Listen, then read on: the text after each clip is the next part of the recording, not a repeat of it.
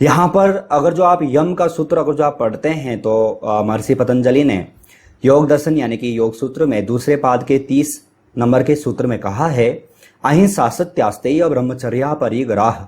ये क्या है? यम है। सूत्र में फिर से रिपीट कर लेता हूं, अहिंसा सत्यास्तेय ब्रह्मचर्या परिग्रह यमाह। तो ये आप लोगों को इस प्रकार से यहाँ पर सूत्र यहाँ पर आप लोगों को पढ़ने आने चाहिए, आपको याद करने चाहिए।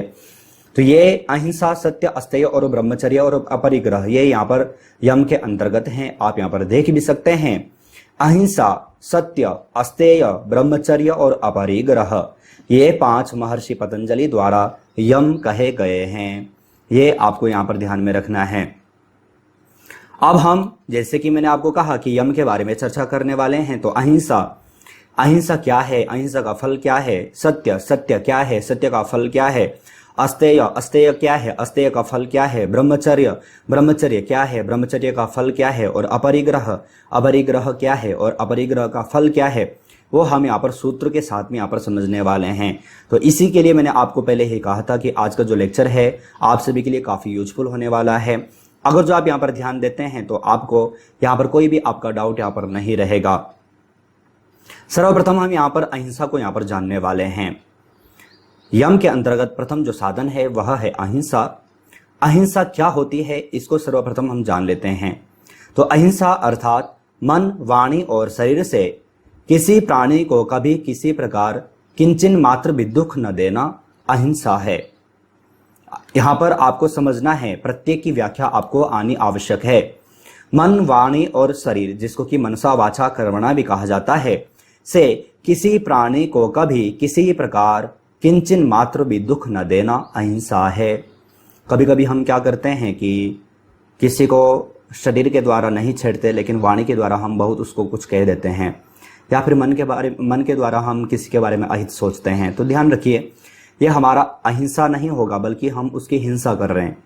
जरूरी नहीं है कि आप वाणी के द्वारा या फिर मन के द्वारा किसी के भी द्वारा अगर जो आप करते हैं तो वह, अगर जो हम किसी को भी अगर जो दुख देते हैं, कोई भी जीव प्राणी अगर जो है हम मनसा वाचा कर्मणा से अगर जो उसको किंचन मात्र भी अगर जो दुख देते हैं तो वह हमारी हिंसा कहलाती है। लेकिन अगर जो हम वह दुख न दें तो वह अहिंसा है। आप यहाँ पर देखेंगे, परदोष दर्शन का सर्वथा त्याग भी इसी के अंतर्गत आता है। हम दूसरों में अपनी गलतियों को नहीं ढूंढते और दूसरों में परदोष यानी कि दूसरों में दोष निकालने प्रारंभ कर लेते हैं, तो वह ये जो क्रिया है यह भी हिंसा के अंतर्गत है। लेकिन अगर जो हम इसका भी अगर जो सर्वथा त्याग कर देते हैं तो यह जो भावना होती है यह अहिंसा है। आशा है आप अहिंसा का तात्पर्य यहाँ पर समझ चुके होंगे कि अहिंसा क्या है।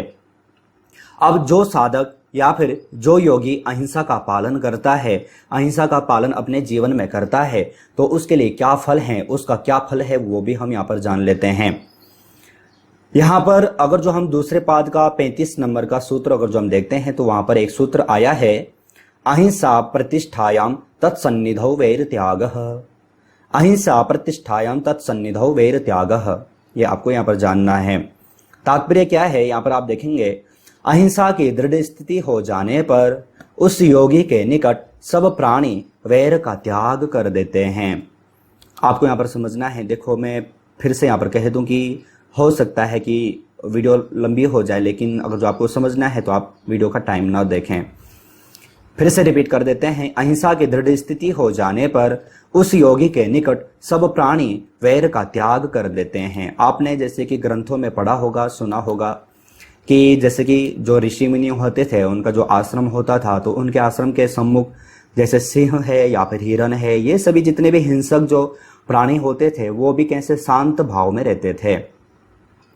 जो ऋषि मुनि होते थे उनके जो आश्रम होते थे, वहीं एक तालाब में सभी एक ही समय में हिरन है चाहे सिंह है, सभी एक साथ पानी पीते थे। तो ऐसा क्यों होता था? तो ऐसा सिर्फ अहिंसा की भावना, क्योंकि जो योगी है, योगी कैसा जीवन जी रहा है, अहिंसा पूर्वक अपना जीवन व्यतीत कर रहा है। अब जिस प्रकार से जो साधक होगा या फिर जो योगी का जो जीवन होगा, तो उसका जो चारों तरफ का जो वातावरण है वह भी कैसा, वह भी अहिंसात्मक ही, उसका जो चारों तरफ का वातावरण होता है वह वैसा ही निर्माण हो जाता है, उसका वैसे ही निर्माण हो जाता है। और उस एरिया में आने वाले जितने भी हिंसक पशु या फिर कोई भी जानवर अगर जो इत्यादि भी होते हैं तो वह भी कैसे जो वैर यानी कि जो हिंसा है उसका त्याग कर देते थे। हम देखते भी हैं जैसे कि अगर जो हम अपने सम्मुख अगर जो हम गुलाब का पुष्प रखें तो खुशबू किसकी आएगी, गुलाब की ही आएगी। अगर जो हम दूसरा कोई पुष्प रखते हैं तो उसकी खुशबू आएगी। तो ये होता ही है, उसके वाइब्रेशंस, उसके चारों तरफ का जो वातावरण होता है वह वैसा निर्माण हो ही जाता है। तो ये आपको यहाँ पर ध्यान में रखना है। जो अहिंसा है, अहिंसा का फल क्या है ये आपको यहाँ पर समझना है। अहिंसा अर्थात हिंसा न करना, लेकिन ऐसा जो योगी होता है उसके चारों ओर, उसके आर पार जो अन्य जो हिंसक प्राणी भी जो होते हैं वह भी वैर की भावना त्याग देते हैं।